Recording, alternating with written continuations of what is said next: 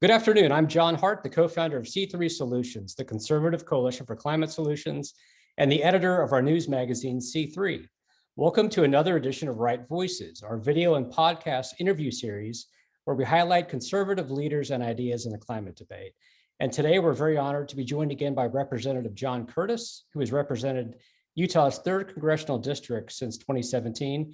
He's a former mayor, and he also started the Conservative Climate Caucus. And he's a member of Minority Leader Kevin McCarthy's Energy, Climate, and Conservation Task Force. Congressman, thanks again for joining us. Oh, John, always a delight to be with you. So this is an exciting time. Let's just jump right into it. So the task force that you're a part of, you've launched the Conservative Caucus as well, has released a plan. So maybe walk us through a little bit of what's been unveiled so far, what's to come, and just your take on whether this is small news or big news in the scheme of things. Listen, anytime Republicans are talking about climate, it's big news, right? And I think maybe we should aspire to the point where that's not big news, right? Where it's just expected every day. But right now, I mean, it's no secret, we've not engaged at the level that we really need to engage with on this. And I think as a result, you're seeing some of the impacts of that in higher prices and scarcities and unreliability. And Republicans stepping up to talk about this, I think, just comes in the nick of time for a very important time for us. And what is some of the substance that's been released so far, and what do you anticipate will be most impactful in this plan if you're given the political authority to enact it? So I think what's impactful about this is a recipe to independence from our enemies on fuel, to reliable, affordable prices, and to a strong U.S. economy and reduced emissions. And before we've looked at this as a paradigm is that somehow you had to sacrifice national security or prices in order to have reduced emissions. And the Republican plan, I think, clearly points out we can have everything here and we can reduce emissions. And I think, honestly, if we had a free hand, we could dramatically reduce emissions above what we're currently doing right now. And to me, that's really exciting. So to get more specific to your question, there's 6 points that we're going to be building everything around. And they're good Republican conservative principles that conservatives can embrace. And at the same time, to our good friends on the left, I'm hoping they can embrace them as well. And I know for a fact on some of them they can. That's great. And what has been the reception from your colleagues? I've read what's been in the media.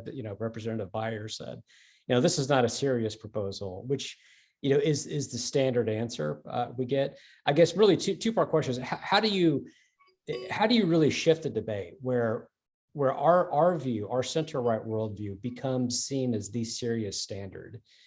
And then are there any members who are receptive to having a real dialogue on this?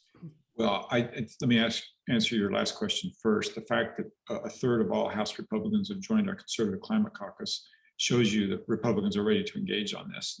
I think we're tired of getting our teeth kicked in on this. And then as to whether or not this is treated seriously, I think we have to be honest as Republicans that we have a branding problem, that we've not been taken serious on climate before, and we have to show that we're serious, I think, before people will start taking this with credibility. And so although it'd be nice for us just to release something and have them take it at face value for what it is, I'm okay with the fact that we have to earn our spot here, and I think we do with these principles. And I think here again we can clearly show that our plan can lead to reduced emissions without sacrificing the economy or national security. Yeah, and I'd be curious on. I guess what I meant colleagues. I mean your colleagues on the left. Is there anyone on the other side of the aisle within the House who has shown any interest in engaging at this point? Well, I'll tell you this, our plan is just being unveiled, and in truth, we don't have the whole thing unveiled yet. But I can just tell you in response to our caucus, I've had a number of Democrats invite me out to dinner, grab me on the floor of the House, see me on the sidewalks in Washington, and all said to me, we need you to be successful. They're cheering for us to be successful. These are friends on the left who are serious about reduction and not following just this social agenda. I think there's both, but I think many Democrats are seriously interested in lowering emissions, and they want to listen to us and are pleased that we're joining them. Yeah, I think one of the ironies, and I think you've partly answered this question, is that when Democrats put out the Green New Deal, that is still portrayed in the media and the larger public as the gold standard of a quote serious climate. And you and I chuckle at it, and most people on our worldview with our views chuckle as well, because it's linked to all these unrelated goals that have nothing to do with emissions, but nothing to do with the environment, and Democrats this year have made climate action contingent upon enacting unrelated goals like Medicare for all, universal preschool. So I'm wondering how does that play with your constituents? Do they look at the debate in Congress and just scratch their heads and wonder why, if this is a problem, and there's overwhelming evidence from polling that Republicans care about this, why do Democrats continue to link this issue with goals that have nothing to do with climate? Yeah, I'm going to be a little bit pessimistic here and say it's because their goal is not reduce carbon emissions. It's a social agenda. And I think Republicans want to turn the dialogue to not only reducing greenhouse gas emissions, but reducing worldwide greenhouse gas emissions. So we have to be taking action that impact worldwide greenhouse gas emissions. And that's where, if people are serious about reducing worldwide greenhouse gas emissions, they'll love our plan and love our engagement. If they're serious about a social agenda, they'll make fun of us and demean our plan because it doesn't lead to their social agenda. Right. Well, and Congressman, I know from firsthand observation, I was in Glasgow. We participated in with our organization and you and other members, that you are engaging. Republicans are engaging internationally on this. Yeah. And that's one of the flaws with the Green New Deal is our VP of Public Policy, Nick Loris, he was formerly at Heritage, wrote extensively about the Green New Deal and its climate isolationism, where even if we enacted it, it would have no impact on global temperatures. Yeah, and let me restate that because it's so important. If we enacted 100% of the Green New Deal and somehow magically took our greenhouse gas emissions to zero, which wouldn't happen, but let's suppose hypothetically we did, we're going to impact about 11% of the world's greenhouse gas emissions. Who cares, right? And in the meantime, we've killed our economy, we've sacrificed national security for no apparent reason. And so this is why it's so important for Republicans, conservatives to engage, is we do have the right answers. We've got to get the word out there, and we've got to do a better job of talking about our solutions. Yeah, and one of the comments you've made privately and also publicly is that when saying climate in a room full of conservatives is still a chest tightening moment. It takes the breath out of the room a little bit, just as if you say, I think border security to Democrats, and I describe that as it's like a record scratch. It's where someone will ask me, what are you working on these days since you left the Hill? I was like, well, I'm working on climate, and then there's a bit of an awkward. How is that? Is that dynamic changing, Congressman, with your? Is it getting less awkward, would you say, with your? I'll give you a really good analogy. I picked up a new portion of my district with redistricting, and it's heavy oil and gas.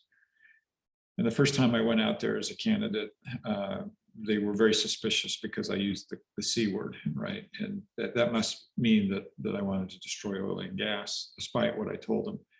The second time I went out there, they were still very suspicious. The third time I went out there, they maybe listened a little bit. I spoke at their Chamber of Commerce dinner several weeks ago, and they gave me a standing ovation. And my point is, it takes a while for them to understand and see through, because they're so conditioned to anything dealing with the climate to be extremism, to be coming after them. They view anything that's a climate movement means you must be trying to shut us down. And they didn't, it took them a while to understand, wait a minute, I'm your new best friend, right? I see fossil fuels many decades, if not forever, into the future, but I also see reduced emissions, and you all need to see that too, right? And so it's a message, but it does take a little time to build trust with people who just think that they're hearing more Green New Deal, different version of the Green New Deal. And I think as Republicans, we've got to be okay with that we've got to build that trust with people and show them exactly what our plan is and what it isn't. Yeah, and I think one of the ways we've tried to approach that is by focusing on economic freedom, is that this is an issue conservatives should run toward, not from, because it validates our assumptions about how the world actually operates, that free economies are twice as clean as less free. Yeah, exactly. When do you expect, Congressman, the agenda to be fully released? What time frame? Well, I know that Kevin's plan is that we are campaigning on this in the fall and that we're enacting it after the fall. So if that's the case, we've got to have it, easily a couple months before the fall elections, which are getting closer and closer. So I expect a full rollout maybe, and Garrett can answer this better in a month or two. But I think they're very, very close to full rollout. And has President Biden extended an invitation to you yet to a meeting? I must not be on his speed dial, but I will tell you this. I've had a chance to talk to Secretary Granholm twice now. She actually came to visit the Conservative Climate Caucus. I thought that was just terrific. And she and I have talked on another occasion. And we found some real common ground. And it's one of our 6 pillars is permitting. Each time we talk, we reaffirm our commitment to work together on permitting reform. It's hurting their projects as much as it's hurting ours. And so there's some real common ground there. And that's an important pillar of our 6 pillars. That's fantastic. Yeah. And just so you know, we have a climate freedom agenda we just released that includes a chapter on permitting reform. And we have the benefit as an outside organization to not negotiate with other members. So we can put out our dream list, but it includes a lot of the items that you've supported and co-sponsored. So it's very important. We cannot get to a clean future without permitting reform. I think everybody sees that. Well, Congressman, I know you've got to run to votes, but anything that you wanted to add that I didn't ask about? John, it's always a pleasure. I want to thank you for your work. I'm blessed in my work that there were people before me that plowed some ground for conservatives and climate, and you and your organization are part of that. There's some member of Congress, former members of Congress that have arrows in their back and they're actually in their front, right, too, because they talk climate. Yeah. So just a shout out to those of you that have been doing it for a very long time. I appreciate that. And look forward to really productive conversations with conservatives as we move forward. Well, that's tremendous. Well, Congressman, we don't take the momentum for granted. I think, the challenge in politics is dysfunction makes news, but functionality, you have to work a lot harder to get people to notice. And this is an incredibly positive development to have Republicans put forward specific solutions. So thank you for your leadership and effort, and we'll look forward to having you on again with Right Voices. Thank you, sir. Best